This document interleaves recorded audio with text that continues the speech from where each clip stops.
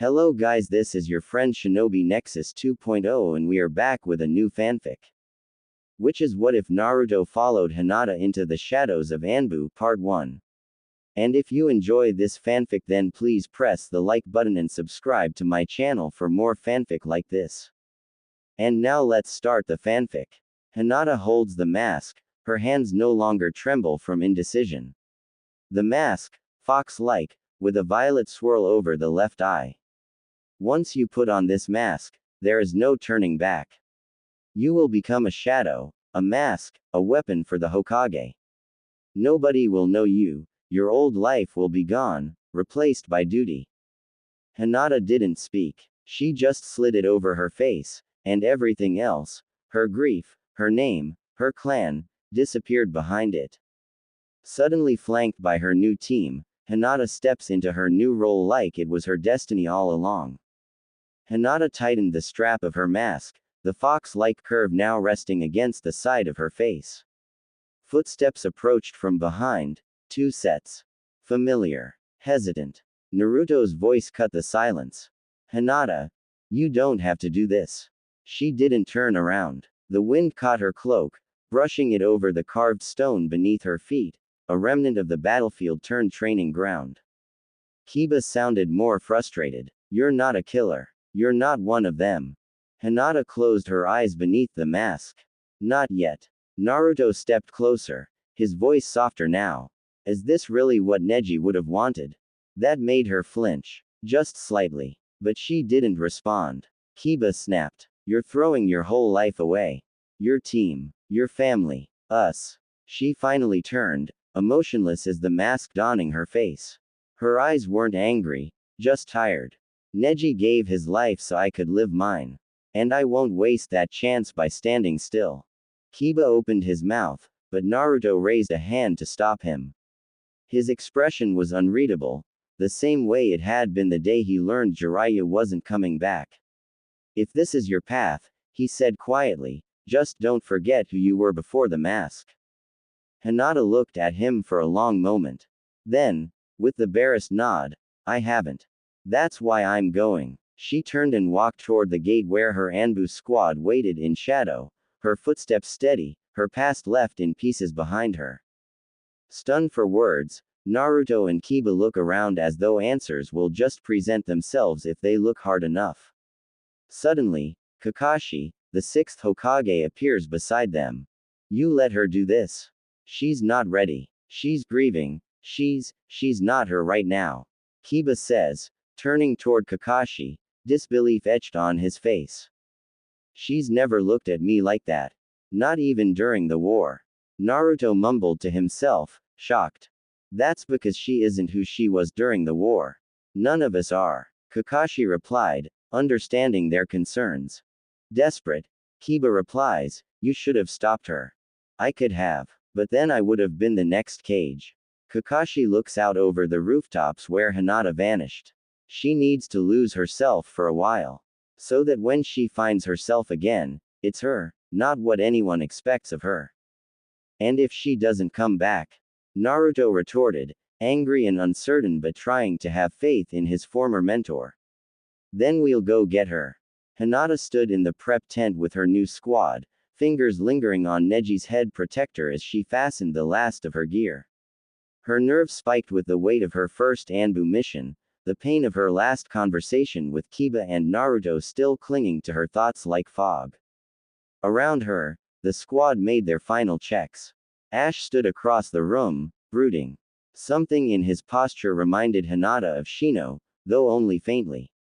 He was a sizable ninja, a ninjutsu specialist, and he checked his tool pouch for the 4th time with mechanical precision.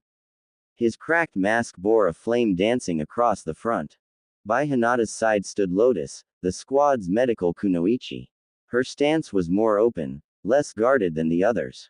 Her white mask was etched with a pink lotus blossom, curling up from the chin to the right eye. Ready for your first Anbu mission, Ghost? Lotus asked, voice soft but tinged with mischief. Why yeah, Hinata murmured, her old stammer surfacing like a ghost, a trace of the girl she thought she'd buried. The tent flap flew open. A tall figure strode in, calm and commanding. Crow, their squad leader, a genjutsu specialist known for his skill in traps and misdirection. His black crow mask had crimson eyes that seemed to watch too closely. Our mission is to hunt down and eliminate a rogue ninja leaking Konoha secrets, he said. Your targets are in the dossiers. Use of force is authorized. He passed the files around. Hinata's fingers curled as she opened hers. Target: Renji Kurosawa. Former rank: Chunin. Charges: intelligence leaking. Suspected rogue informant. Disposition: eliminate or recover. Use of force authorized. The name struck her like a thrown kunai. Memory bled through the canvas walls. 4 years ago, the courtyard was empty save for the wind and the clatter of training kunai. Hinata knelt alone, hands scraped, breath shallow. No one noticed. Or maybe they did, and just didn't care. But one voice had broken through the quiet. Too tight, someone said, kneeling beside her. You'll throw off your aim. She startled. A boy maybe a year older crouched beside her, hair messy, sandals scuffed like he didn't care how he looked. He unraveled a strip of cloth from his own wrist and offered it to her without a word. If you bruise your palm too much, you won't be able to hold a kunai tomorrow. She took it with small fingers and a bowed head. Thank you. Don't mention it. You'll be better than them one day. They're just louder. And then he was gone, swallowed by the breeze, just another older student whose name she never caught. Present day, Anbu HQ. Hinata stared down at the dossier. Renji Kurosawa. Her fingers tightened on the folder. The cloth, she still remembered it. The boy who had helped her when no one else did. And now she might have to sever the very hand that once offered her kindness. Crow's voice cut through the thick quiet of the tent. We have a location. Intelligence suggests Renji is operating out of an abandoned border watchtower 2 clicks southeast of Tanzaku town. Likely using the underground tunnels beneath the structure. He paced slowly, letting the weight of his words settle. This is not a standard retrieval op. He knows Anbu will come. Expect traps, decoys, and misdirection. He was trained by this village, which means he knows how we move. Crow tapped a scroll on the table, unrolling it with practiced ease. It showed a rough sketch of the tower's layout, including the tunnel mouth just behind the crumbling western wall. Ash, your point. You'll breach from the north side and draw his attention. Loud and direct. If he runs, push him south. Ash gave a single nod. Lotus, you're with me. We'll take the southern approach through the tunnels. I want you ready for toxin counters and emergency extraction if things go sideways. Understood, Lotus replied, already prepping her seals. Crow turned to Hinata last. Ghost, you'll flank from the west, solo. Hinata blinked beneath her mask. You're the smallest, quietest. He won't hear you coming until you're already in his shadow. You get eyes on him and confirm if he's alone. If you have a clean shot, take it. Otherwise, signal and hold. Hinata's heart thudded against her ribs. Not from fear, at least not just fear. From the knowledge that she would be the first to see him. The boy with the cloth. Crow continued, Renji was known for his misdirection. If he's still half as clever as he was during the war, this won't be simple. He paused. And Ghost, if it comes to it, do not hesitate. The past doesn't outweigh the mission. Hinata's hand brushed the edge of the dossier. Her eyes lingered for just a second longer. A moonless night in a border village shrouded in mist. Shadows stretch long and quiet. Mission objective. Eliminate a former Konoha informant who defected and began selling secrets. Hinata's team has tracked him to a tower structure where the informant is hidden, protected by a contingent of guards. 3-man cell, split entry. Hinata is to infiltrate silently and confirm the target location. Rain clung to the stone like a second skin. Hinata Ghost, crouched in the shadow of a crumbling wall, chakra suppressed to nearly nothing. Her squad fanned out around her, each cloaked in a different mask, Ash directly across from her, balanced on the far ledge like a statue with fangs. A flicker of lightning traced the sky behind the tower. It stood tall, blackened stone reaching up like a spear to stab the heavens. 3 levels. Narrow staircases. One way in, one way out. The target was at the top. The intel had been clear. Level 1. Entry guards in a flame trap warding the stairwell. Level 2. 2 rogue shinobi mercenaries stationed in rotating patrol. Level 3. The defector. Target confirmed. Orders. Eliminate the target. Leave no witnesses. Silent entry preferred. Hinata reached into her tool pouch, fingers brushing the aged strip of cloth Renji had given her all those years ago. The frayed edges whispered of the tentative, frightened girl she used to be. Now, that girl was gone. She was ghost. Spotting Ash and Lotus flanking the perimeter, Hinata crept toward the tower's base. She tapped her finger twice against the crumbled brick. On the third tap, she vanished. The guard at the threshold never saw her. She slipped into his blind spot, kunai in hand, and slid the blade beneath his chin in one smooth, silent motion. She caught the body before it hit the ground. One down. Byakugan, Ghost whispered. Her vision flooded with chakra, an intricate web of glowing veins and subtle pulses. A feast of energy. And just ahead, curled like a serpent around the stairwell. The flame trap. She dropped to one knee, pale eyes tracking the chakra threads. A snip of wire. A twist of kunai. The trap shimmered, then dimmed. Disarmed. She didn't pause to admire the work. Without a word, she slipped toward the second floor as Ash and Lotus secured the base behind her. This was the hard part. The 2 rogue shinobi weren't amateurs. One had laid a sound-based detection seal across the hallway. The other sat idle, sipping tea, eyes fixed on the stairwell like he knew it was cursed. Ash signaled. Wait. Lotus moved instead, triggering a false chakra signature down a side corridor.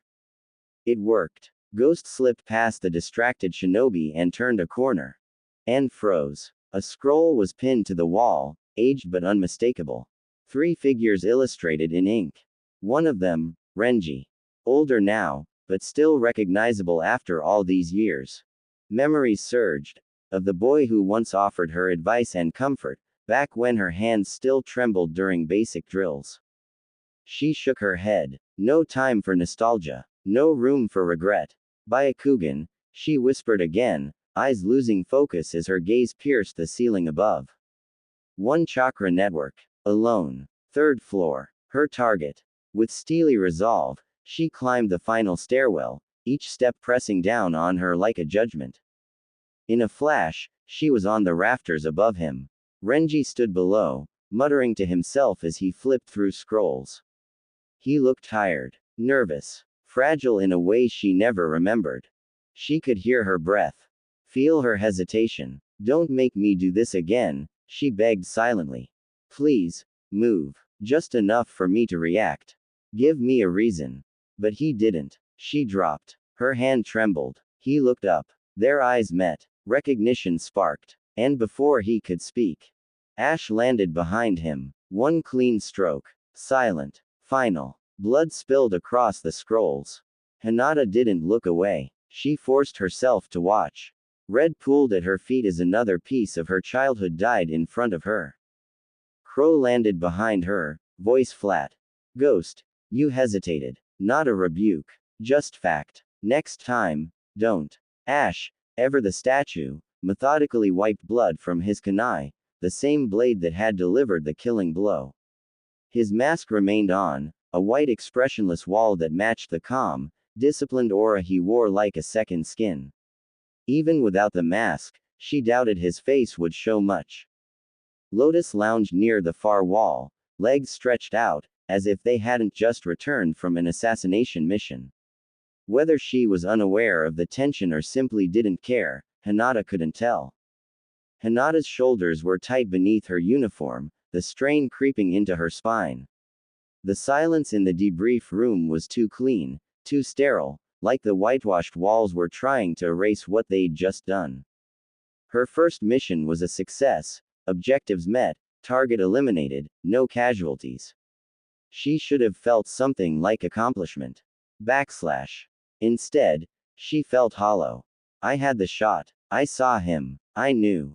And I hesitated. There was no room for hesitation in Anbu. No space for the awkward, wide-eyed girl she used to be. She buried that girl before she took her first step into this role. I'm in the deep end now, she reminded herself coldly. No one's coming to pull me out. Well done, squad, Crow began as he entered the room. His voice, clipped and calm, echoed in the sparse debrief chamber. You handled yourselves well for a first field operation as a unit and accomplished the objective. He paused, letting the silence settle like dust. Target is confirmed deceased. Entry was clean. Ghost disabled the flame seal on approach, no flare, no alert. Lotus drew the mercenaries off course. Timing was precise. Ash executed the kill. One motion, no resistance. Extraction was quiet. No civilian witnesses. No unnecessary contact. Then, his tone shifted, neutral, but direct. Ghost, he said, locking eyes on Hinata. Stay behind. Let's talk privately. Why yes, sir, Hinata replied, her voice barely above a whisper. Ash and Lotus packed their gear with quiet efficiency. No one spoke. When the door clicked shut behind them, the silence that followed felt heavier than anything that came before, a lifeline, cut. Crow stood from the far wall, hands folded behind his back. Hinata, you hesitated, he said, not accusingly, but as a matter of fact. I know what you're capable of. But there is no space for hesitation in Anbu. Hinata forced herself to meet his gaze. Yes, sir. It won't happen again. Crow sighed, not with frustration, something closer to weariness. We don't get to carry weight into the field. Whatever it is, guilt, doubt, memory, you deal with it after. Or you bury it. Doesn't matter which. But if you carry it into the next mission, someone else might not walk away. The floor beneath her felt suddenly unstable, as if his words had struck at something deeper than she'd braced for. I understand, sir, she said, her voice more steady this time. No more hesitation. Crow gave a final nod and turned away, his footsteps fading down the hallway. The room fell still. Hinata remained motionless for a moment longer, alone in the sterile quiet. Her shoulders dropped as the door shut behind him, the tension draining but leaving no peace in its place, only silence. She moved on autopilot through the Anbu corridors, exchanging no words, returning no glances. Her footsteps echoed too loudly in the empty hall. No one stopped her. No one needed to. By the time she reached her quarters, the mask was still clutched in her hand, fingers tight around it like it might fall apart if she let go. The door closed behind her with a soft click. Only then did she breathe. She sat in silence, her mask resting in her lap. The fox-like porcelain stared back at her, its expression unreadable, like the one she wore when she killed her name. A tear traced the curve of her cheek. Not just for Renji. Not even just for Neji. For the girl she used to be. Sweet. Innocent. A small fish drifting in a pond full of sharks. She had needed to become something else. Something harder. Stronger. Less breakable. I will not hesitate again. For Neji. For me. She lifted the mask, turning it slowly in her hands. A symbol of what she had become. A promise to what she would never be again. With careful reverence, she set it on the table beside her bed and stood. Her body ached from the mission, grime clinging to her skin like a second layer. She made her way to the sink. But something in the mirror stopped her.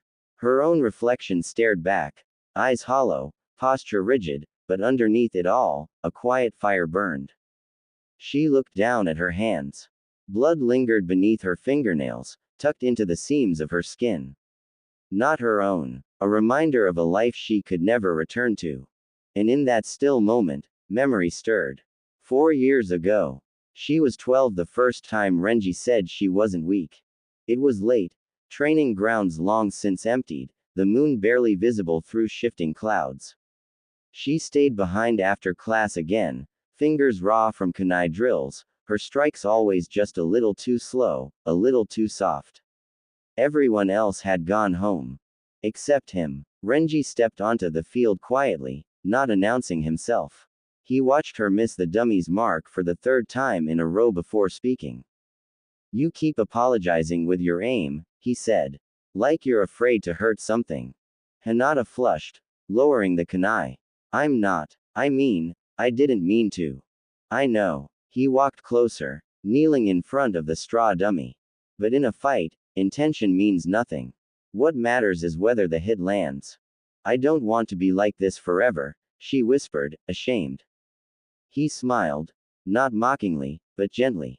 Then don't be. She blinked. You think people like me don't get scared?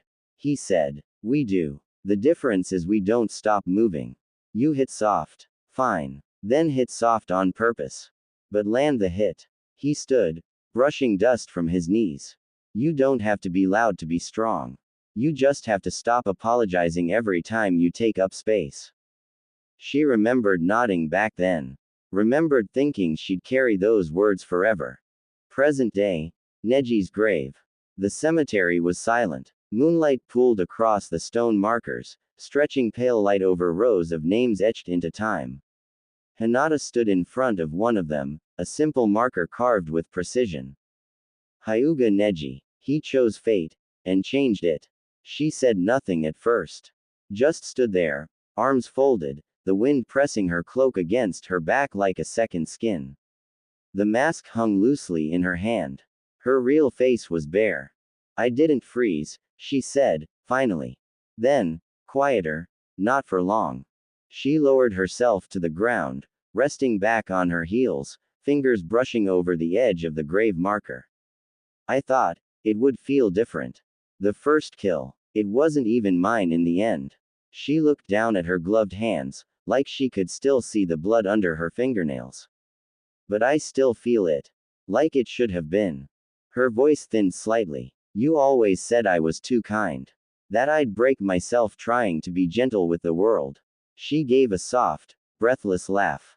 You were right. I am breaking. I just hope it's into something better. She fell quiet again, the kind of silence that wasn't awkward, just honest.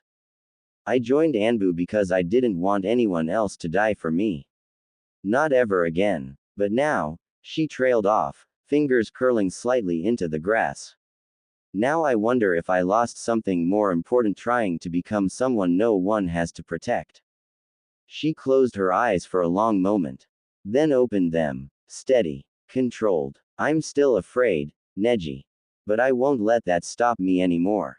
She placed a folded strip of cloth at the base of the stone, the same one Renji had once given her, now cleaned and carefully pressed.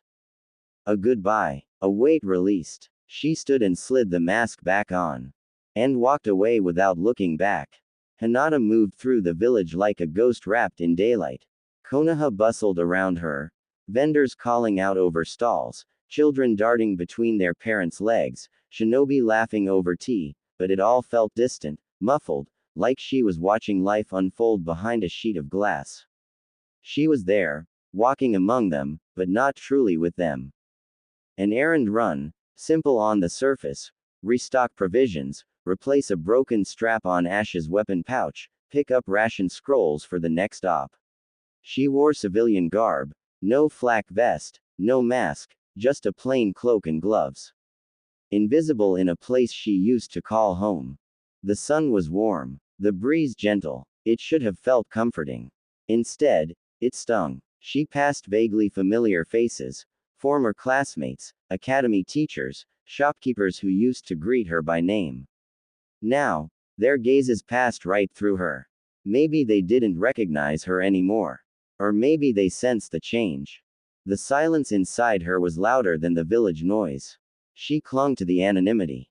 The world had moved on, and somewhere along the line, she'd stopped belonging to it.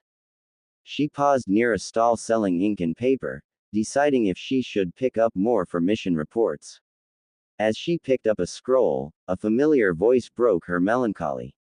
Hinata, the voice said, surprised. It's been a while. She turned slowly, taking in the boy before replying. He appeared a year or two younger in civilian clothes. A thin layer of dust covered his sleeves. His face was a memorable one, but Hinata couldn't quite place it. I'm sorry, she starts, quietly. Who are you? Oh, Shiro, he laughed, rubbing the back of his neck. We used to train near the river bend. I was terrible at shuriken. You helped me once, showed me that trick with the pivot stance. A vague memory flashed through Hinata's mind. A muddy river bank, late afternoon sun, her younger self still trying to find her place in the world. Guess some things take time to really change. Yes, I remember now, she said softly. Shiro smiled. Glad to see you're still around. You look different. Grown up, I guess. Yeah, she offered, trying not to let the weight in her chest show on her face. I guess I did. Anyway, good seeing you. Stay safe. Yeah, he gave a casual wave and drifted back into the market crowd, swallowed by color and noise. Hinata stood there a moment longer, scroll still in hand. Different, he'd said, like it was a good thing. Like she hadn't died and buried herself in layers of porcelain and silence to survive it. She set the scroll down and moved on. She moved on, her steps aimless now that the list in her hand felt meaningless. The crowd no longer pressed around her, it simply passed by. She wasn't sure when she had stopped walking with purpose, only that the silence in her chest was louder now than it had been this morning. A breeze kicked up, ruffling the edges of her cloak. Somewhere nearby, a girl laughed, loud, full of life, the kind of sound Hinata remembered making once. But that girl was gone now. And the mask waiting back in her quarters didn't laugh. She turned to leave the stall when another voice cut through the hum of the market, this one unmistakable. Hinata. She froze. That voice didn't belong to the past like Shiro's did, it belonged to someone who had once guided her through it. She turned slowly, heart tightening in her chest. Kurenai-sensei. The woman stood a few paces away, cloaked in her usual calm. Her hair was streaked with gray now, and the years had etched their quiet story into the lines of her face, but the warmth in her eyes hadn't changed. It softened something sharp inside Hinata, something she hadn't even realized was bleeding. Kurenai chuckled gently. I'm long past being your sensei, Hinata. Then, more softly, I've been watching from a distance. You move like a shadow these days. Why don't we catch up, somewhere quieter? Hinata gave a small nod. The market felt too loud suddenly, the faces too curious. All right. Kurenai smiled and gestured toward a quiet path between buildings, shaded and still.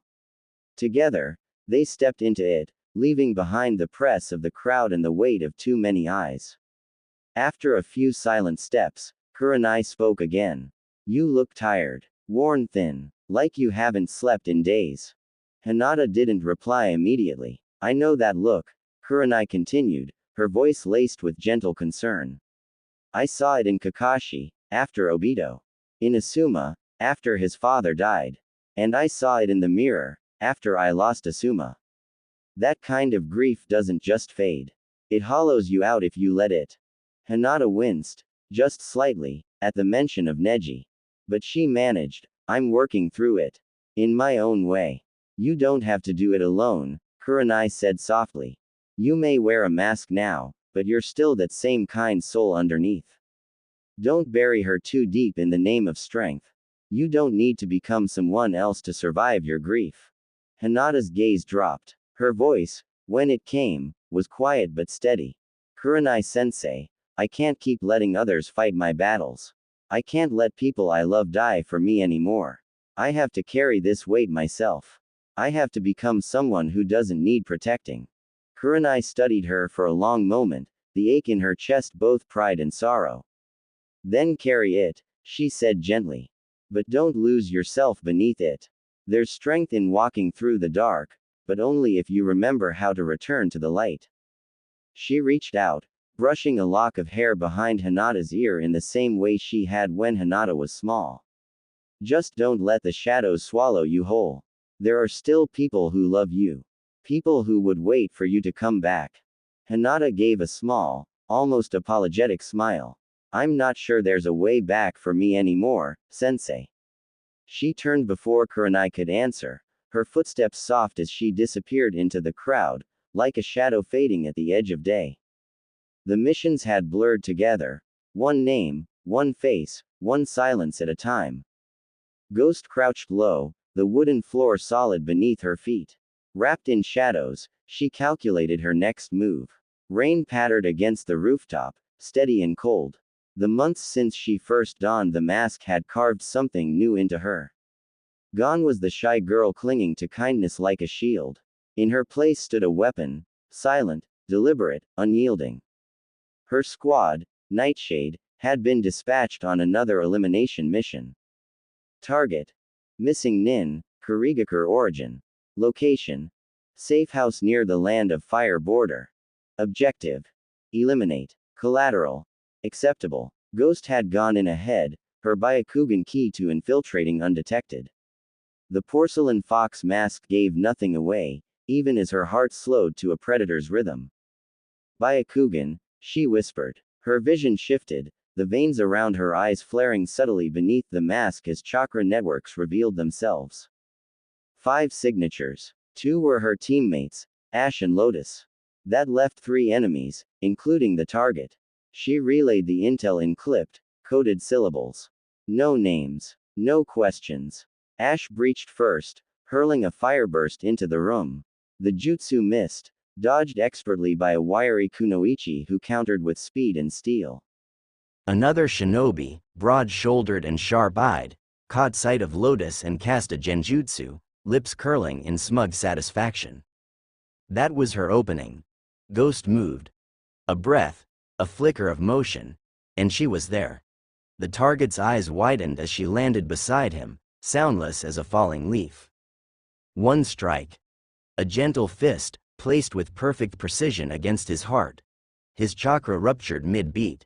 He fell without a word. She moved, fast as wind and twice as lethal, twin lion fists roaring to life. Her blow shattered the genjutsu like glass, slamming the caster into the wall and snapping Lotus back to herself. Lotus turned toward her. Just for a moment, she stared. Shock flickered beneath the edges of her mask, barely hidden. Ghost didn't pause. She struck again, and another life ended before it could speak. Across the room, the kunoichi dueling Ash faltered. Outnumbered and unwilling to die for a lost cause, she backed off with open palms. Her eyes said what her voice didn't. I'm not dying for a corpse. Ash lowered his arm, fire still licking at his knuckles, and gave Ghost a small nod of approval. Lotus shook her head, quiet, unreadable. Team Nightshade had completed their mission. Efficient, clean, effective. Success. By Anbu standards. Back at Anbu HQ, Crow sat casually atop the desk, arms crossed as he scanned the members of Nightshade one by one. Mission accomplished. 0 casualties, he said, tone formal but edged with rare approval. You're quickly becoming one of our most efficient active squads. Ghost stood silent, unmoving. The blood from her kills had dried stiff on her gloves. She made no move to clean them. Ash remained still beside her, arms folded, his expression unreadable, as if anything less than perfection would have surprised him. Lotus approached the desk and dropped the mission scroll with a thud, harder than necessary. She paused, her eyes locking with Ghost's. The silence stretched. Then, with a soft exhale, Lotus shook her head and turned, walking out without another word. The room held its breath. Ghost didn't blink. Outside Anbu HQ, the rain had thinned to a mist. The compound gates loomed behind them, sealing away the silence of killers. Ghost moved toward the edge of the stone path, intent on disappearing into the night like she always did. Wait. Lotus's voice cut cleanly through the air. Ghost halted but didn't turn.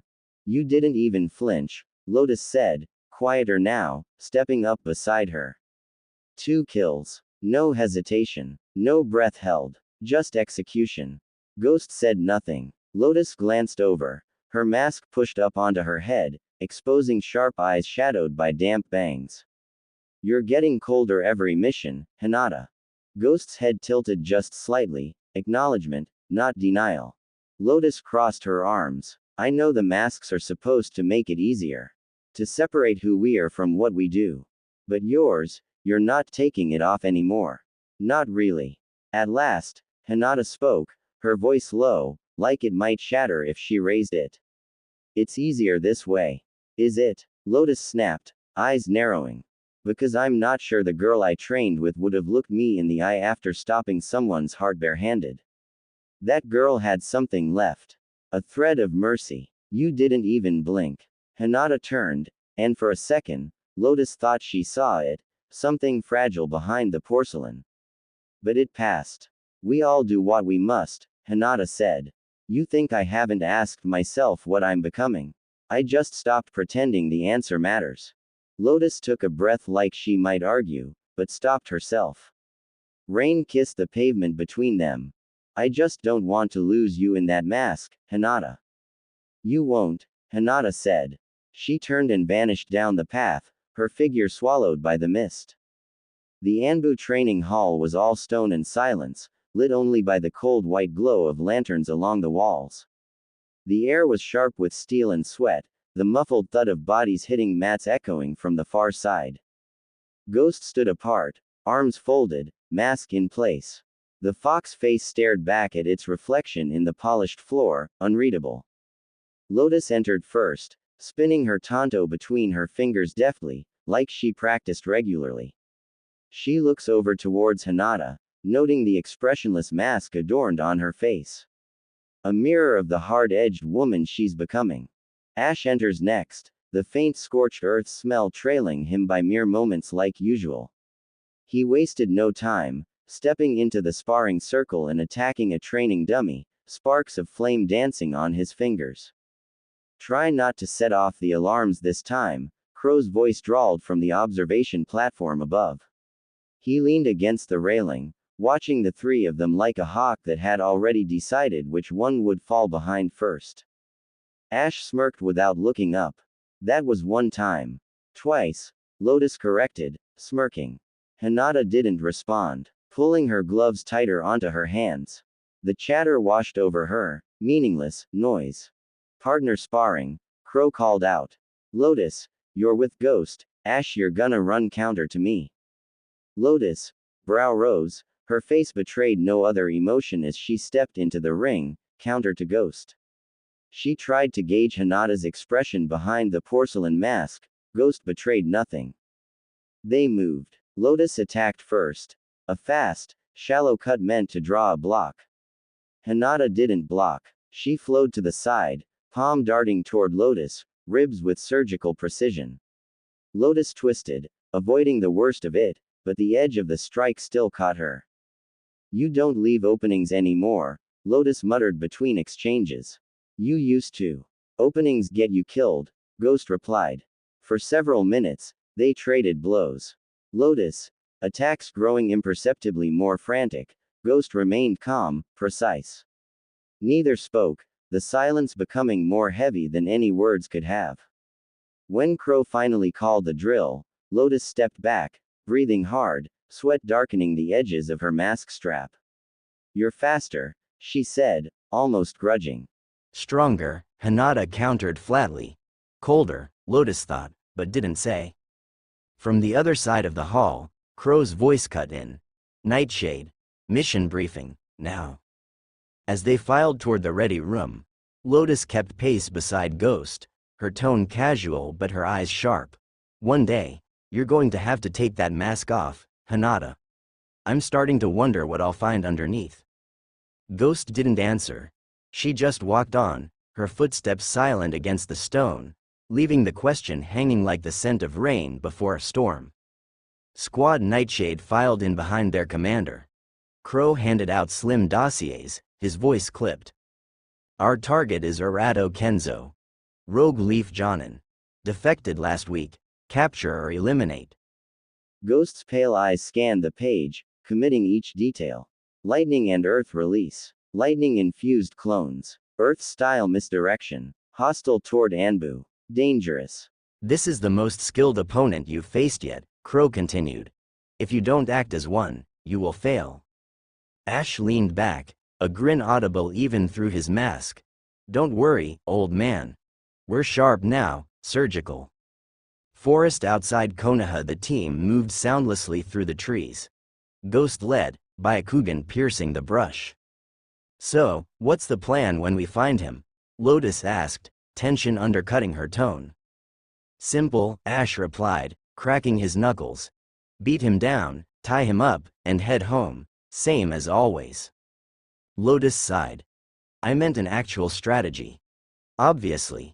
He mirrored her inflection. Crow and I pin him. You lock the perimeter. Ghost finishes it. Clean, easy. Crow chuckled, low. This mission is as much a test as an assignment. I'll intervene only if things go beyond your control. I want to see how you fight without Jonan's support. Ash hesitated. For the first time, his bravado faltered. Captain? Ghost noted it instantly. Ash had never called him that before. Straight ahead, she cut in. The clearing. Arato waited for them, standing casually as if he'd been expecting company. Crow stepped back, silent observer. Ghost. Vantage. Lotus. Secure the perimeter. I'll engage first, Ash barked, slipping into command. Ghost vaulted upward into the branches. Lotus circled wide. Ash lunged, flames already crackling at his hands. Arato moved like water, dodging with ease. You'll need more than fire and arrogance, boy. His voice was flat, disdainful. With a pulse of chakra, the ground split, two spears of stone rising into his hands. He hurled one at Ash, who barely slipped aside. Lotus closed from behind, blade flashing. Arato pivoted, sweeping her legs with the second spear before vaulting away. Two at once. Rude, he mocked. His body shimmered, lightning arcing off his skin. Paralysis current. Come closer if you dare. Ghost's eyes tracked him from above, waiting for her moment. We'll hit him from range, Lotus hissed, unsealing a paper bomb. Buy me an opening. Already on it. Ash spat fire.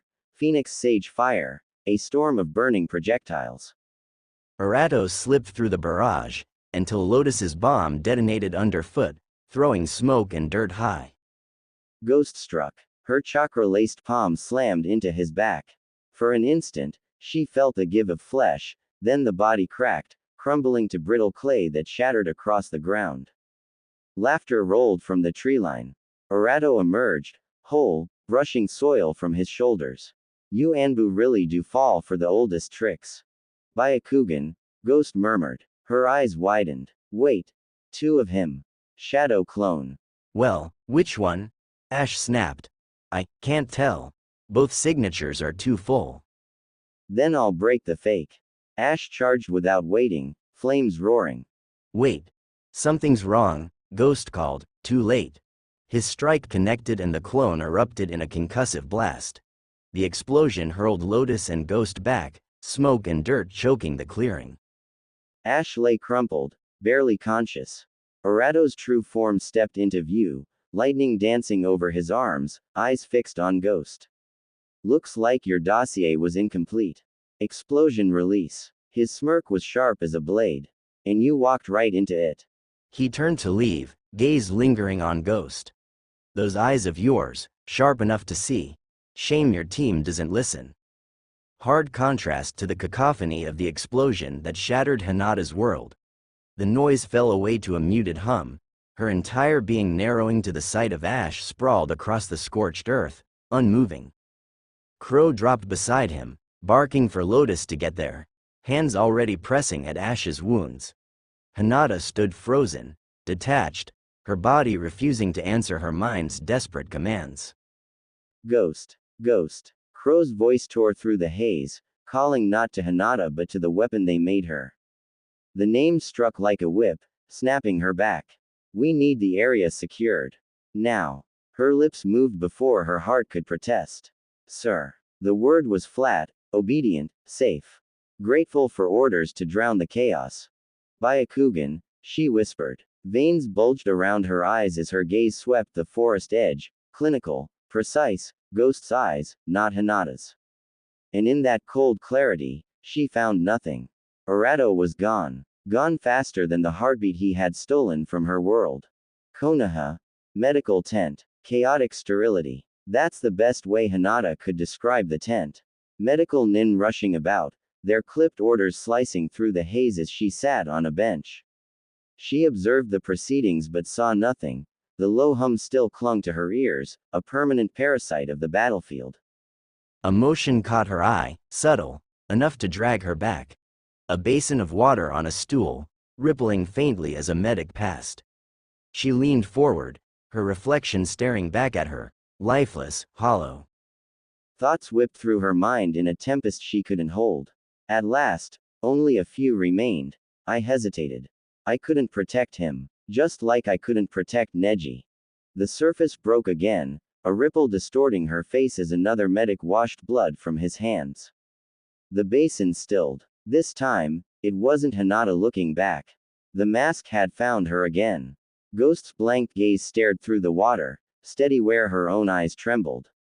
Her breath caught, hands tightening in her lap to stop the faint quiver. No, not me. But the reflection didn't change.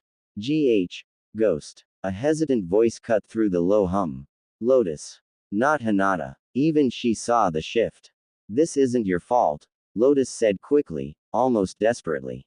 You can't beat yourself up because Ash is too headstrong to listen. She shook her head, her frustration mirroring the way Ghost tried to shake free of her own identity. Hinata exhaled heavily, her shoulders sagging. Lotus. Her tone carried the weight of years. Teams have always been a struggle for me. I was the one falling behind, left behind, struggling. Even with Team 8, under Kurenai Sensei, the time I was supposed to grow as a shinobi, I hesitated. I made things harder for them. You've grown so much since then. You're not that girl anymore. A trace of sorrow slipped into Lotus's voice. I used to watch you and Neji train. I was jealous of your abilities, your place in such a powerful clan. You've changed. Hinata's gaze dropped, her words heavy and unflinching. The only thing that's changed is the people I've lost along the way. I've grown indecisive, too afraid of what else I'll lose if I choose wrong. Team Nightshade deserves someone who isn't afraid. Don't say that, Hinata. Lotus's voice cracked. Ra, we need you. Hinata. She still saw her under the mask. But Ghost turned away, voice flat, stripped of warmth. Or maybe you deserve someone who doesn't freeze when it matters. Hours later, Ghost pushes through the tent flap. Ash lies on the medical cot, bandaged and frail, but still managing a chuckle. Guess explosions don't actually agree with me, despite. No jokes. Not this time. Ghost's tone cuts like steel. You didn't listen. You charged in like you're untouchable. You almost got killed. You almost got us all killed. I've taken down 1,000 shadow clones. How was I supposed to know he had explosion release?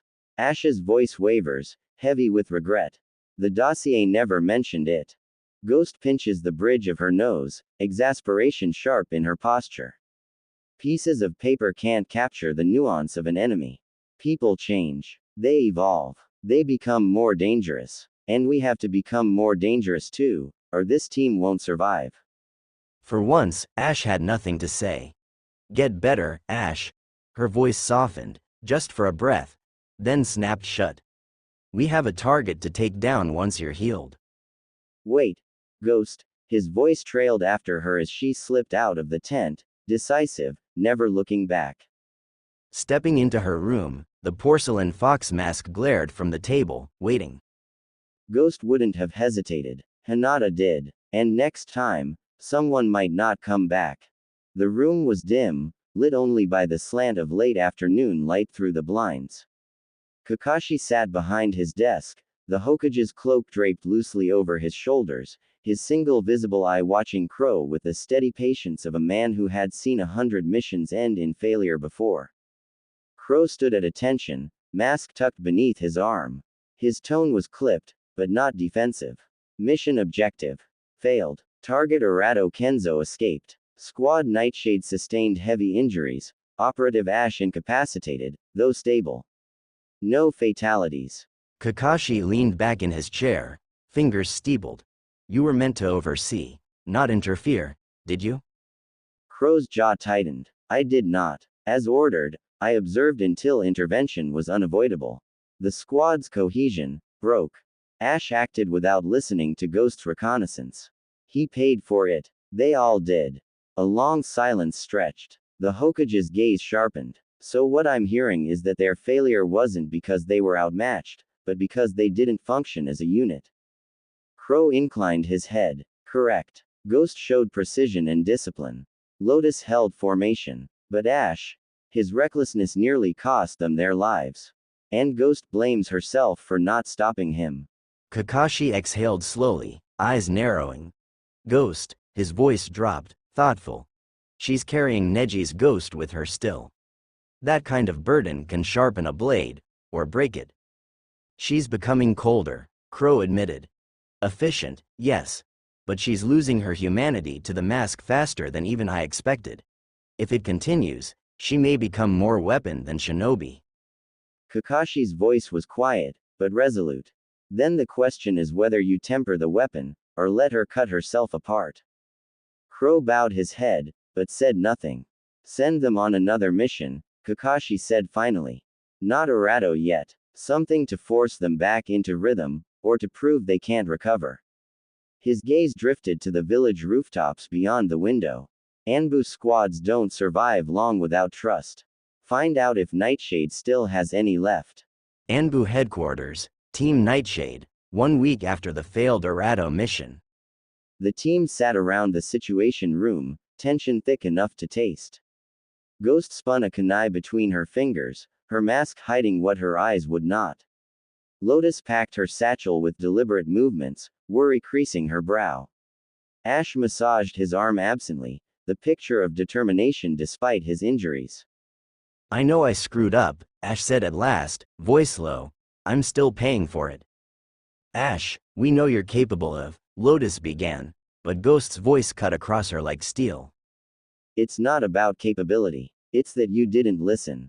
You act like you're untouchable, like brute force will carry you through anything. She set the kunai down with a sharp clink. We're a team. If you can't act like it, we won't survive. Ash's jaw flexed, frustration and guilt flickering before he forced them down into a flat mask. I know, Ghost. Things will go differently this time. No more impulsive decisions. The door opened, and Crow strode in, his presence pulling the tension taut. Orders are in. Ash, have you been cleared for fieldwork? Yes, old man. A ghost of his usual grin. Crow gave a single nod. Good. This mission is a protection detail. The shift was immediate. The tension snapped like a bowstring. Protection? Lotus asked, incredulous. Surely a genin squad could handle that? Yeah, Ash added, his tone sharp. Feels like a waste of Anbu. Ghost didn't move. Didn't speak. Didn't care, at least, not where anyone could see. Crow's voice hardened. It is not your place to decide. The Hokage gave this mission to us, and we will carry it out. He let the weight of his stare linger on each of them in turn. The client is Yamawa Sakashino, a leaf spy trapped in a nearby village. He carries intelligence the Hokage considers critical. He must be escorted home alive. Fail this, and the last mission will look merciful in comparison. Near the outskirts of Tanbo village, forest perimeter. The path wound through a narrow stretch of forest, damp with mist from the river that split the valley below. Sparse lanterns glowed faintly from the village walls in the distance, promising safety, but between Nightshade and those gates lay miles of shadowed brush and too many places for an ambush. The canopy above blotted out the moon, forcing the team to move by instinct, Byakugan, and silence. Target ahead, Ghost says, veins pulsing in her eyes from her Byakugan. Any other signatures? Ash asks hesitantly. No. Hinata replies confidently. Let's go in and make contact, then we can devise an exit strategy. Lotus whispers, already moving, leading the squad inside the building. Mr. Sakashino. Masks are made to deceive. Yamawa's voice was low, his hands trembling faintly though his eyes never left theirs. Lotus hesitated, unsure, until Crow stepped forward, voice sharp as a kunai. But eyes never lie. Yamawa exhaled, Tension loosening just enough. Can't be too careful these days. Thank you for coming to get sixth scent Anbu. I must be getting the special treatment today. We need to move before we get caught flat-footed. Ghost states, all business. Right. Ash replies hesitantly. The forest pressed close, mist curling between the trees, muffling every sound but their own footfalls. Lantern light from Tanbo village flickered faintly behind them, swallowed by the dark. Wait. Ghost's voice was quiet but sharp. Byakugan veins flared at her temples, her pale eyes cutting through the gloom. 4 signatures ahead. Waiting. Ash's grip tightened on a kunai. For once, he didn't surge forward. What's the call, Ghost? You and I engage. Lotus sets the perimeter. Protect the target at all costs. Her tone allowed no argument. They fanned out. Lotus dashed ahead, scattering ceiling tags and wire like a spider spinning web. Ghost dropped into a defensive stance, chakra humming through her palms. Ash hung back near Yamoa, hesitant, the memory of his last mistake still shackling his instincts. 4 rogue nin stepped from the fog, grins flashing under the canopy. 2 lunged forward immediately, blades catching glints of moonlight, while the other pair circled wide, predators testing the edges of the pack. Ghost met the first head-on. Her movements were clean, unyielding, 1 strike, 1 dodge, every motion measured. Across from her, Ash finally flared his fire release, embers sparking from his fists, but the hesitation cost him. His opponent pressed hard, driving him back step by step toward Yamoa, every exchange louder, messier, desperate. The stragglers moved in, seizing their moment. 1 streaked for Lotus. She whirled, barely intercepting him with a flurry of kunai, her trapwork half finished. The second slipped clean past the chaos. He launched himself at Yamoa, foot arcing high, chakra blazing. Time fractured. Ghost saw the strike before anyone else could react. She pivoted, chakra roaring into her hand, and drove her palm into the man's chest. Gentle fist. His body crumpled midair, chakra network severed, collapse instant. The other 3 rogues faltered, shock flashing across their faces. Then, without another word, they dragged their comrade back into the mist, vanishing as swiftly as they'd appeared. Breath hung heavy in the clearing. Ash panted, singed smoke curling from his gloves. Lotus reset her traps with trembling hands. Ghost stood steady, her breath slow, her eyes still pale fire. They weren't trying to win, she said, voice flat. They were testing us, learning how we fight. They'll carry our weaknesses back. Crow's shadow fell across them, his tone clipped. Ash, that hesitation nearly cost the mission. Restraint is not the same as control. Ash's jaw clenched under his mask. Yes, sir. His voice was stripped of its usual bravado, nothing left but obedience and shame. Ghost lowered her Byakugan, the veins fading. Her eyes lingered a moment on Ash, then turned back to the trees, already scanning for the next threat. The last rogue scattered into the trees, and Ghost lowered her hand, the chakra still buzzing faintly through her fingertips. Too fast. Too easy. Her strike had ended it before Ash could even push forward, before Lotus could weave into rhythm beside him. She stood there a moment longer, breathing steady behind the porcelain mask, but her mind churned. They're not ready. Not Ash. Not Lotus. Not as a team. Her legs moved automatically, stepping ahead to retake point. The forest pressed close around them, every shadow threatening to lurch alive. The silence that followed wasn't peace, it was pressure, heavy and suffocating. Ash's footsteps dragged faintly behind her, more hesitant than usual. Lotus muttered something under her breath as she reset her grip on her satchel. But none of it mattered. Ghost felt the weight settle in her chest, the same truth she kept trying to deny. If I don't end fights quickly, no one else will. She adjusted her gloves, eyes flaring as she whispered, Byakugan. The veins around her temples pulsed faintly as her vision swept ahead, past the brush, deeper into the dark. There. Waiting. More chakra signatures. More enemies. She didn't speak. Not yet. Let them think the forest was empty for just a breath longer. Let them feel the silence the way she did, a noose tightening, one step at a time. Hold. More chakra signatures, a lot more, Ghost hissed, Byakugan veins etching sharp across her face. We hold here. Lotus's tags give us the terrain. Stay tight. Stay focused. The forest burst alive with killing intent. Rogue Nin vaulted from the branches, their chakra a storm of heat and shadow. Ash charged first, flame arcing from his fists as he caught two attackers head-on. Sparks leapt into the mist, his strikes heavy but reckless, fire snarling in the dark. Lotus pivoted to intercept her own pair, blades flashing silver. Her form was sharp, but the numbers pressed her backward, breath catching with every exchange. Ghost set herself before Yamoa, hands blurring into a pattern of lethal rhythm. 8 trigrams, 64 palms, protection.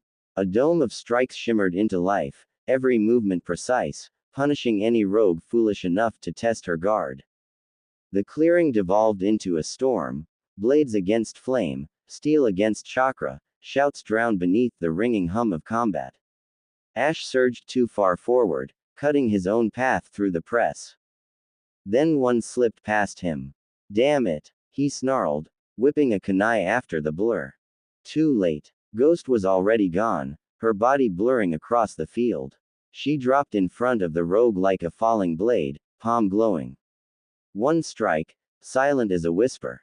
The man collapsed in a heap, lifeless before his kunai touched dirt. Ash's jaw clenched, guilt flashing beneath his mask. Lotus, meanwhile, staggered under a double assault. One rogue's kunai nicked her shoulder, spinning her off balance. She gasped, retreating a step too far. And Ghost was there again, palm shattering the attacker's chakra flow in a single hit. The rogue folded like paper. Stay together. Ghost barked, her voice carrying over the clash. Lotus regained her footing, cheeks flushed with shame but resolve stealing. She surged forward again, her next strike clean and sharp. Ash forced himself to slow, tightening his stance, his fire no longer wild but focused. For once, he wasn't pressing, he was holding. Ash slowed, forcing discipline into his strikes, but his fire still snarled against the night like it wanted to run wild. Lotus pressed too hard, each parry a little more desperate. Ghost alone cut through with surgical rhythm, every strike final, every step inescapable. She continued to dance across the battlefield, dealing precision and fatal blows like an avatar of death. The last rogue hesitated, then fell beneath coordinated strikes. And just like that, silence. The forest stilled, heavy with the smell of smoke and scorched leaves. Ash braced on his knees, panting. Lotus touched her shoulder where blood dampened her sleeve, wincing. We did it. Lotus panted, unwrapping a bandage to tend to her injury. Yeah, we pulled it off. Ash agrees, grunting from the strain of battle. Never a worry. He chuckles at his own joke. Ghost shakes her head. If they aren't going to act like a team anyway, do I really need to be matched with anyone? Arriving back at Konoha, Team Nightshade escorts Yamoa to the Hokage's office to report mission complete. Crow steps into the office alone, Lord 6th, mission accomplished. Sakashino is being debriefed by Anbu as we speak. How did your squad handle the mission, Crow? Kakashi probes. They overstepped, struggled to act as a team. Ghost stepped up and carried the mission, filling in the gaps where the other two struggled. She is filling out the mask more and more every mission. I can see the frustration building. Kakashi leaned back, one eye half-lidded but sharp beneath the mask. They'll either sharpen under the pressure, or break. Either outcome tells us something we need to know. Back at Neji's grave, Hinata looks down at the weathering graveyard was still, cicadas buzzing faintly in the distance. Hinata's voice was barely above a whisper, words swallowed by the stone. I'm not sure if this is the right move for me anymore, Neji. You talked so much about fate growing up, I'm not sure what my fate is anymore. She looks down at the fox mask in her hands. I need to find it. Lotus tugged at her mask strap with a grin. Enough of this. Just for one night. No codenames, no porcelain. I'm Sayaka, and I want both of you at the festival. Ash rolled his eyes but slipped his mask up onto his head, a sheepish grin plastered on his face. Renjiro. Not that it matters, but sure. Hinata hesitated. Saying her real name felt intimate, dangerous, but Lotus's smile was insistent, so she whispered, Hinata. The lanterns of Konoha's annual light festival were already being strung across the streets when Sayaka found them. She all but dragged Ren and Hinata into the market square, her smile so wide it nearly disarmed Ghost's mask before Hinata even realized she'd left it behind. You're both coming, Sayaka declared, waving off Ren's protests before he could even start. No excuses, no grim faces, no mission talk. Just, for one night, let's try being people. Ren snorted, folding his arms but following anyway. And what? Throw shuriken at paper targets for prizes. I don't need festival games to prove my aim. You could stand to prove you're human, Sayaka shot back, eyes glinting. She reached for Hinata's hand without hesitation. And you, don't think you can just watch from the shadows all night, Ms. Brood. She chuckled. You're with us. Hinata blinked, caught between resistance and relief. The warmth of Sayaka's grip was startling after weeks of cold steel and silence. She started, then stopped. Ghost would have refused. Hinata simply nodded. The streets are alive with lantern light, vendors calling out with skewers of sizzling meat, paper masks bobbing above the crowd. Children dart between legs, their laughter sharp and real, reminding Hinata of her own childhood chasing after her cousin in the Hyuga compound, nothing like the muffled chaos of the battlefield. For the first time in weeks, Hinata's steps slow, the weight of the fox mask at home rather than on her face. Sayaka smiles, softer this time. See, doesn't kill you to breathe once in a while. The squad dances along the lantern-lit pathway leading to the festival, the lights dancing in Sayaka's eyes as she twirls. Look at how beautiful, perfect, everything is. She gives a contented sigh. Ren gives a rare smile. You know what, I think this will be fun. He catches up to Sayaka, giving her a playful nudge with his hip. Hinata observes with a slight grin. Her new identity as Ghost, warring with the joviality of the moment. Ren's nose catches a savory scent in the air, a predator sensing prey. Yakitori.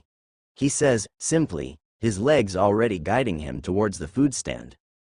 The smoke curled thick and fragrant from the yakitori grill, skewers sizzling as the vendor fanned the flames. The air was heavy with soy and char, the kind of scent that tugged at the stomach even when you swore you weren't hungry. Ren stopped dead in his tracks, arms crossing. If I'm risking my reputation as a brooding shinobi, I'm doing it for food. Sayaka rolled her eyes, already pressing coins into the vendor's hand. Your reputation's safe. No one's afraid of you chewing chicken on a stick. Chicken and dignity, Ren muttered, but when the first skewer hit his hand, his mask of indifference cracked. He bit in, steam curling into the night, and nearly groaned. Hinata lingered at the edge of the stall, uncertain. Festivals weren't hers. All this noise, color, laughter pressed too close against her silence. But Sayaka was already holding out a skewer, her smile bright enough to rival the lanterns strung overhead. Try it, she urged, voice softening. Just once. For me. Hinata accepted, the warmth of the stick bleeding into her fingers. She took a cautious bite. Salt, smoke, the faint sweetness of glaze, simple, and startlingly alive. For a moment, she forgot the mask waiting at home. Sayaka's grin widened. See, worth it. She spun, 2 skewers in hand now, eyes shining in the firelight. For just a heartbeat, the glow caught in her hair, a fragile halo. Hinata's chest ached with a thought she couldn't name. Ren smirked around his second bite.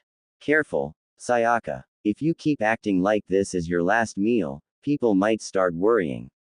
Sayaka only laughed, brushing it off. Then they'll just have to remember me like this. Hinata froze. The words were light, tossed casually, but they landed heavy, too heavy. She didn't answer. She only held her skewer tighter, the warmth fading against her palm. The three of them moved on, weaving through a press of villagers carrying lanterns and sweet rice cakes. Sayaka licked the last of the yakitori glaze from her fingers, humming in contentment.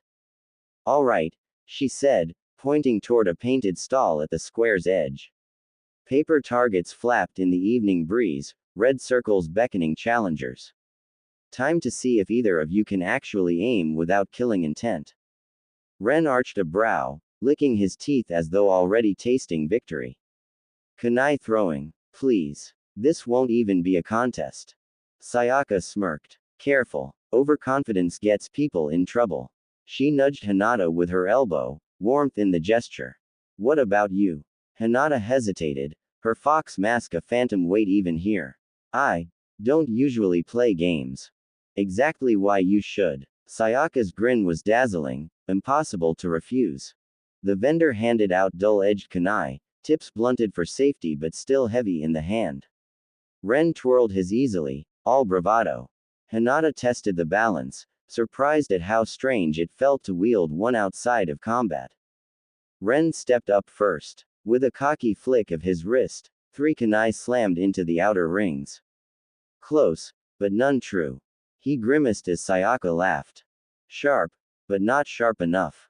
She handed over her coins and took her turn. Her first throw struck dead center, the red bullseye quivering. She winked at Ren as the vendor cheered. Beginner's luck, he muttered. Or maybe I'm just better, Sayaka teased. Then it was Hinata's turn. She raised her arm, the festival noise fading until all she could hear was her own breath.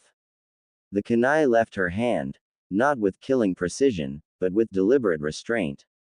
It landed neatly in the second ring, solid and clean. Sayaka clapped. See, you're not all ghost and shadows. But Hinata only stared at the target, the throw too easy, too natural. A reminder that her hands had been shaped for killing, not for games. Sayaka leaned closer, whispering with a smile that didn't quite reach her eyes. Not everything has to be life or death. Sometimes it's just a game. Hinata glanced sideways at her and caught, just for a heartbeat, something fragile beneath Sayaka's bravado. A flicker, like a lantern about to gutter. A woman's voice cut through the chatter of the festival. Low, melodic, laced with mystery. Fate calls to those who dare ask. Sayaka paused, her final kunai passing through the paper target, her eyes lighting up. Fortune telling. Come on, we have to do this.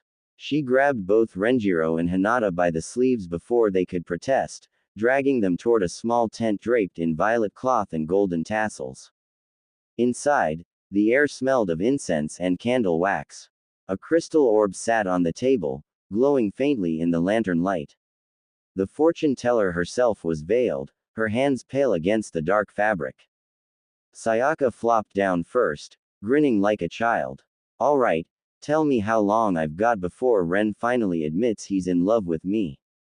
Renjiro nearly choked, glaring at her, but the fortune teller only smiled thinly, placing a card from her deck onto the table. The laughing fox, she murmured. A spirit of joy that masks sorrow. You bring light to those who walk in shadow, but foxfire burns out quickly. Sayaka blinked, then forced a laugh. Sounds about right. Guess I'm too fun for my own good. She waved the others forward. Your turn, Hinata.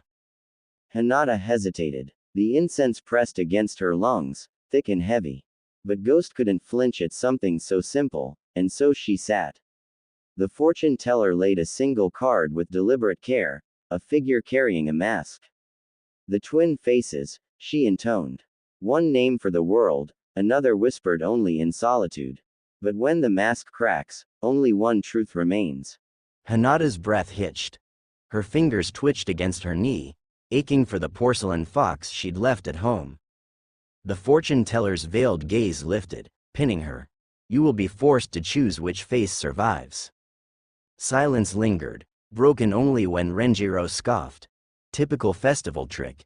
Easy to spook shinobi with shadowy words. But Hinata couldn't shake the cold weight pressing on her chest. Sayaka looped an arm around Hinata's shoulder as they left the tent. Don't let it get to you. Those people make their coin with gloom and riddles. She grinned wide again, trying to lighten the air. Come on, the lanterns are next. The festival had quieted into something softer, the raucous laughter fading into hushed anticipation. Families, couples, and shinobi alike stood in the square holding paper lanterns, each one glowing with warm light. The night sky above Konoha seemed to bend toward them, hungry for the stars they were about to release. Hinata cradled her lantern close. She traced Neji's name on the paper earlier, the brushstrokes shaky but certain. She wanted to let it go, to see his memory rise against the black sky, free and untethered. Her hands trembled with the weight of both the flame and the memory. Sayaka grinned at her, eyes bright in the lantern glow. Beautiful, isn't it? For once, it feels like this world is lighter. She pressed her lantern against her chest as though she could soak in its warmth. Her voice softened, but there was an edge beneath the joy, as if she knew, on some instinctive level, that the light couldn't last forever. Renjiro shifted beside them, his own lantern dangling from one hand. He scoffed, but it lacked bite. Don't get too sentimental. We'll be back in the dark soon enough. Yet, when he glanced sideways, even he couldn't hide the way the flicker of Sayaka's lantern reflected in his eyes, softening the hard lines of his face. Hinata smiled faintly, the moment tender in its fragility. Just for tonight, they weren't Ghost, Ash, or Lotus. They were people, friends. She held onto that, clutching it as tightly as the lantern in her hands. A sudden crow's caw cracked through the stillness. It wasn't natural. It was the signal.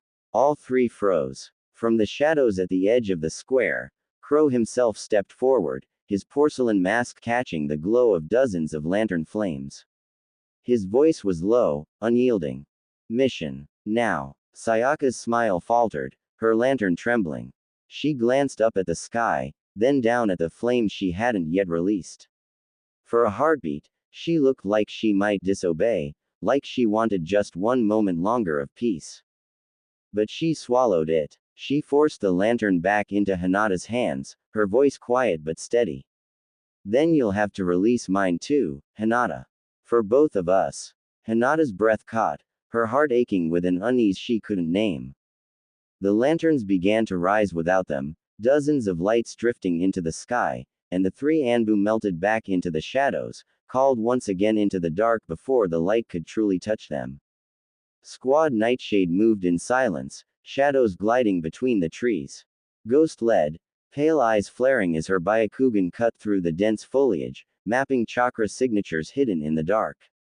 Eyes up, Crow barked. His voice was iron, carrying no room for doubt. This isn't a drill. Our target commands a rogue unit in this region. Reported numbers are unreliable. Assume we're already outmatched. If you can't function as one, you'll die as many. Ash clicked his tongue, sparks already dancing faintly along his fingertips.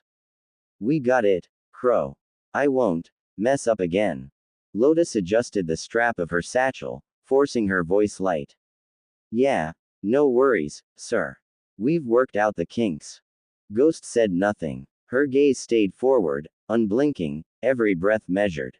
Then her eyes sharpened. Hold. The forest seemed to freeze at her command. Veins bulged at her temples as her sight extended outward. The silence pressed tighter. We have company, she whispered, her voice a blade cutting through the dark. And a lot of it. Ghost's voice was steel, but inside, Hinata's chest clenched. Company. The word echoed too much like the night before, when Sayaka had dragged her laughing through lantern-lit streets, insisting they breathe, insisting they live. We're surrounded. Ghost forced herself back into the moment. Back to back. Don't allow openings. She crouched low, Byakugan veins sharp against her face. Ash's fire release flared to life, heat rolling off him. The smoke curled thick, and for a heartbeat Hinata smelled yakitori again, skewers sizzling, Sayaka nudging Renjiro toward the stand with that impossible grin. Then the forest roared back. Firelight on bark, shadows darting closer. Lotus slid in tight, poisoned kunai in hand, completing their circle.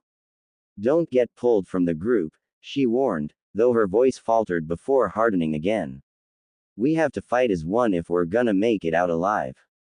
Chaos. The only word to describe the battlefield as the enemies descended upon Nightshade. Rogue shinobi crashed in from all sides, steel flashing, jutsu roaring through the night. Ash stepped forward, fire exploding at his fingertips. His footing was sure, flames spitting in rhythm as he wove jutsu like a maestro conducting an orchestra. The air stank of ash and scorched wood. Lotus met two attackers head-on, her blade gleaming in the fractured light. Will of fire, she shouted, voice cracking with the strain before hardening again into steel. 8 trigrams palm rotation. Ghost spun into a defensive stance, chakra bursting outward in a shimmering dome. The impact rattled her bones, kunai clanging against her shield like hail against glass. A blur, a kunai sliced by her cheek. For an instant, it wasn't a battlefield at all. It was a paper target splitting in two, Sayaka's cheer filling the festival air, bright and warm. Too bright. The cheer fractured, warping into a strangled cry as Ghost blinked back, the same kunai buried in the throat of a rogue shinobi. Blood gurgled where laughter had been. There's too many. Ash roared, locked against 3 enemies, his fire barely holding them at bay. Lotus staggered under a barrage of strikes, her blade catching one blow only to miss the second. Ghost felt her chakra bubble shudder, cracks spider webbing across the surface as enemy pressure mounted. The circle was collapsing. One slip, one crack, and they'd all be cut down. A blinding flash tore through the press. 3 silhouettes split from the night, moving with surgical precision. Kunai buried in throats, shadows unraveling into smoke. Crow stood at the center where the clones had been, his eyes hard, his blade dripping crimson. Form up, Nightshade, he commanded, voice sharp enough to cut through the chaos. Lotus's chest heaved, relief flooding her tone. Thanks for the assist, sir. No excuses. End this fight. Crow's voice cut like steel, his shadow clones scattering across the battlefield, blades and fists moving with effortless precision, like leaves in a storm. You got it, old man. Ash grinned, confidence surging as one of the rogues pressing him dropped beneath a clone's strike. His fire roared higher, burning hotter, his movements growing erratic as he pressed forward. Crow's presence steadied the battlefield. It freed Ghost to move like lightning, her palms striking chakra points with surgical accuracy, rogues collapsing in her wake. We've got them now, Ash roared, his flames igniting the treeline. Smoke curled like serpents around the branches, scattering their enemies into flickering silhouettes. He broke formation, driving deeper into the chaos, confidence his only armor. Then a flash, a rogue slipped through the fire, blade glinting as it arced toward Ash's exposed flank. Ghost's Byakugan caught the movement, but the strike was already falling. Lotus didn't hesitate. She hurled herself between them, steel meeting flesh. Ash. Her voice cracked as the blade buried itself in her side, but even as pain flared in her eyes, her kunai lashed upward, sinking into her attacker's throat. The rogue collapsed with her. For Ghost, time fractured. A card turned in her vision, the echo of the fortune teller's voice whispering in her ear, the laughing fox, a spirit of joy that masks sorrow. You bring light to those who walk in shadow, but foxfire burns out quickly. She blinked, and reality snapped back. Sayaka's body slumped forward, crimson spilling fast, eyes dimming even as Ash caught her. The fire that had blazed in him only moments before guttered to embers, choked by horror. Ash falls to his knees, exhausted. He lay Sayaka down on the hard ground, careful of her body, his hands shaking like she were made of glass. The silence shattered when Crow's voice cut through the air. Your arrogance cost us a comrade. Ash's head snapped up, shame and rage warring behind his mask. I thought. You didn't think. Crow's tone was a blade, cutting through Ash's weak defense. I thought I could hold them, buy us time. Ash's voice cracked, chest heaving. If I'd pulled back, they would have broken our line. I was trying to protect. Protect. Crow's voice rose, sharp as steel. You can't protect anyone if you can't follow orders. You played the hero, and now she's dead. Ash's jaw clenched. His hand hovered uselessly over Sayaka's still form, as if touch alone could undo what had been done. Don't you think I know that? He snapped, the words strangled with grief. Don't you think I'd trade places if I could? Crow's reply came cold and merciless. Then learn from it, or join her in the dirt. The words landed heavier than any strike. Ash flinched, but there was no defense, not here, not now. Ghost stood rigid, mask hiding the storm inside her.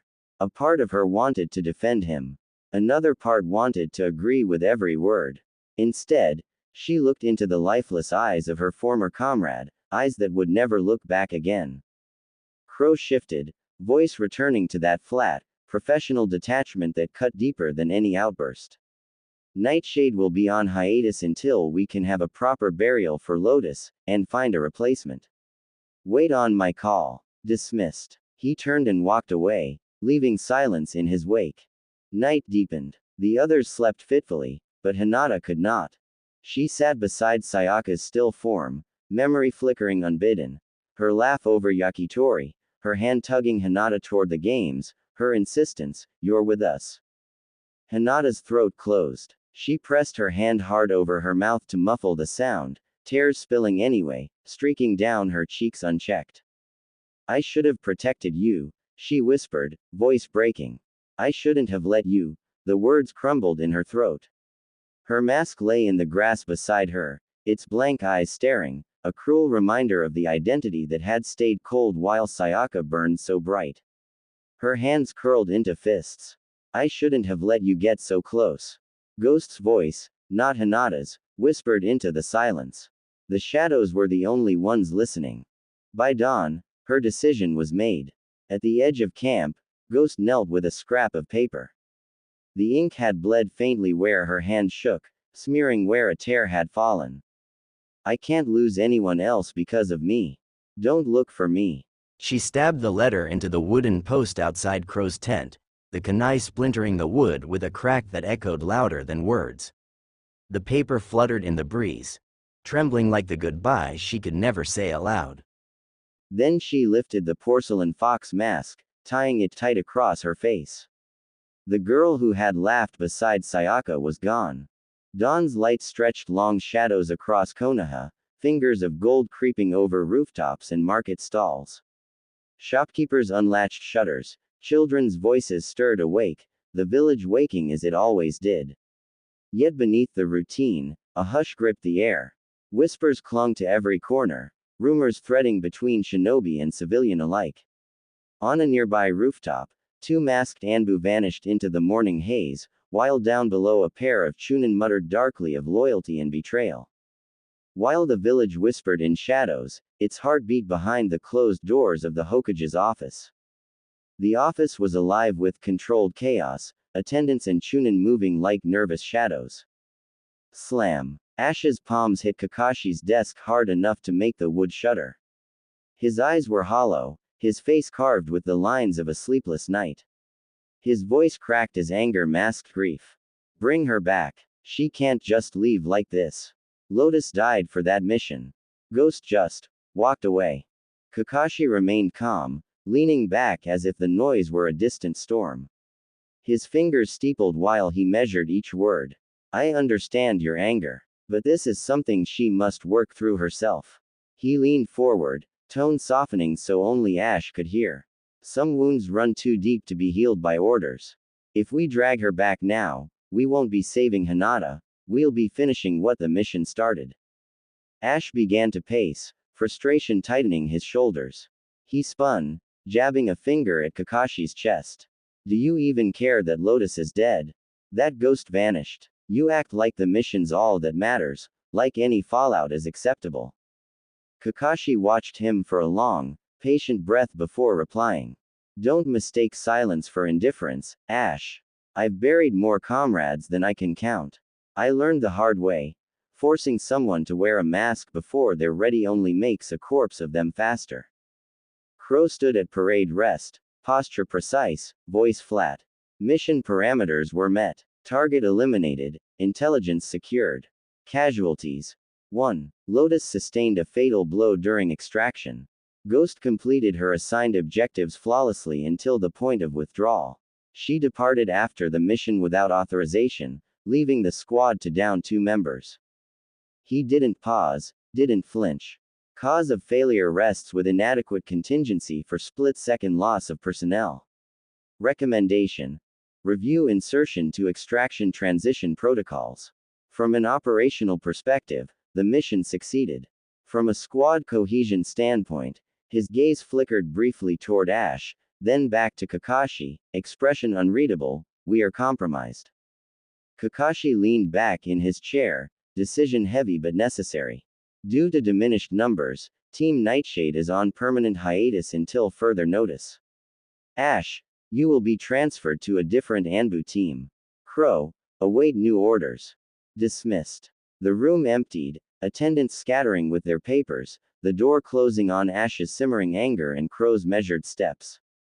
Silence pooled in their absence. Kakashi turned toward the wide window, watching sunlight spill across the rooftops of Konoha. Lanterns still flickered from the night before, tiny stars fading against the dawn. Both eyes narrowed, unmarked by the Sharingan's weight, carried ghosts of his own, Obito, Rin, countless others who had walked away or been lost to him. Some battles can't be ordered. Some paths can't be forced.